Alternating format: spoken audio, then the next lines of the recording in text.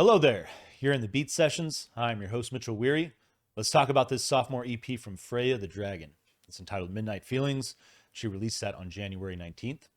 This is the follow-up to her 2020 debut, Long Gone Girl. And a quick shout out to Hannah. Thank you for emailing me a couple of times, actually, to remind me to talk about this project. I'm really glad you did, because in preparing for this review, I'm just shocked that no one else is talking about this EP. It kind of blows my mind. It's kind of hard to find information on Freja the Dragon as well. So if you have any cool stuff to share, always appreciate that in the comments below. But Freja the Dragon is a name that is going to be rolling off of all of our tongues a lot more in the coming years, no doubt. She opened up for Franz Ferdinand last year, and she'll be out on tour this year with First Aid Kit. She plays keys in that outfit. I really love that. I dig First Aid Kit, so I'm looking forward to checking them out on the road. Her voice, though, is stunning. I mean, if you are not familiar with her voice is quite excellent. I mean, she would sound good over a blender. If her next EP was just kitchen appliances making noises, I think it would probably still be well received. It's really exciting. The future of this artist hasn't put out a full-length record yet, so it's great to have this second EP. It almost kind of functions maybe as like the back half of a full-length record with that first EP. Outstanding music, both projects. She's working with Bjorn Yttling from Peter, Bjorn, and John. She's basically Bjorn's protege, so to speak. So I really dig the collaboration there from a songwriting standpoint, from a production standpoint, just working on both of these projects overall. It's great to see.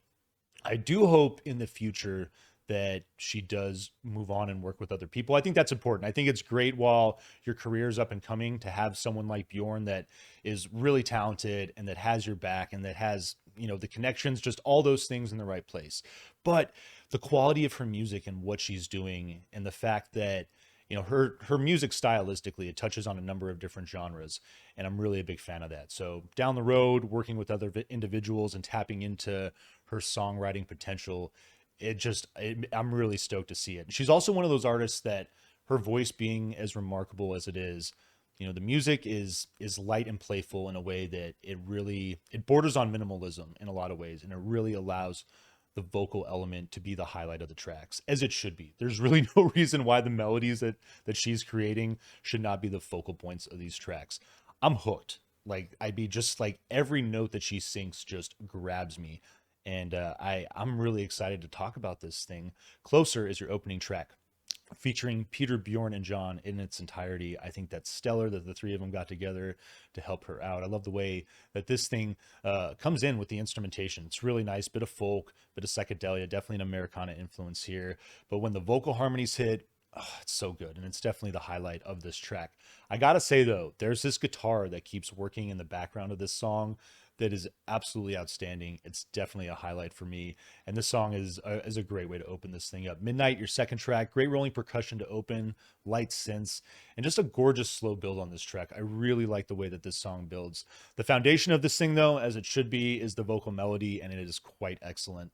Someday is your third track. Percussion comes in strong with this dark feel, and I like that about her music as well. I mentioned that the music in a lot of ways is kind of light, but I mean that as far as the build of it. Moody is definitely a word that I would use to describe a lot of her music. I think that her style has this edge, has this kind of darkness that I don't necessarily see with a lot of singer-songwriters that are similar to her, as far as the way they approach their music, with that vocal element being the focal point.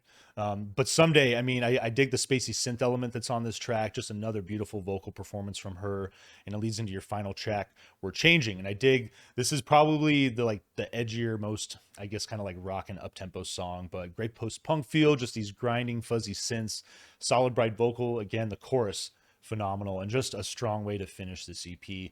Freja the Dragon, I cannot wait to get just so much more material from you. We're really excited at the Beat Sessions for your future, and I hope you guys are as well. We're gonna vinyl please this thing. I hope you enjoy it, and I hope you find this review helpful. Please like this video, share it, subscribe to the channel, do all the things to help Keith, MB, and I blow this project up in 2023, and tune into the live show on Tuesday nights at 10 p.m. Eastern Standard Time, where we're catching you up on music news and all these great new records that are coming out on Fridays. Stay tuned, and we'll see you next time on the Beat Sessions.